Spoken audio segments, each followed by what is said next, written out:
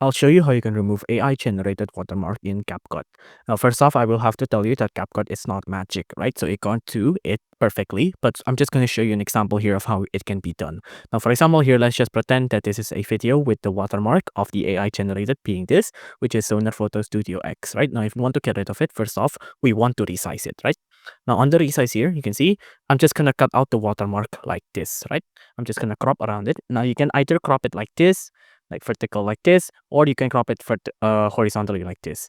Now I'm just gonna crop it vertically like this, so it keeps the subject I want, which is the boat there.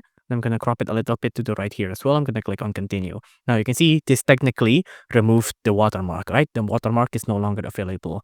But if I go to resize again and I go to AI expand, I can click on allow and it'll expand the images for me, right? So it used to be not here, you can see. Now if I make it here, like see, it'll clip the scale and you can see the aspect ratio is going to be fit, and you can also enter in the prompt here as well. So I'm gonna let it be like this, and I'm just gonna leave the prompt blank, and then you can click on generate to allow it for it to AI generate, but you do need to sign in to CapCut onto an account, right?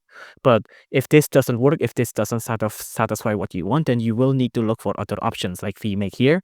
This is a dedicated tool to remove watermarks from video just like this, right? Now, unfortunately, CapCut doesn't have a tool dedicated like that. And even if you do try to remove the watermark in CapCut, it'll be very hard or there will be reminiscing artifacts.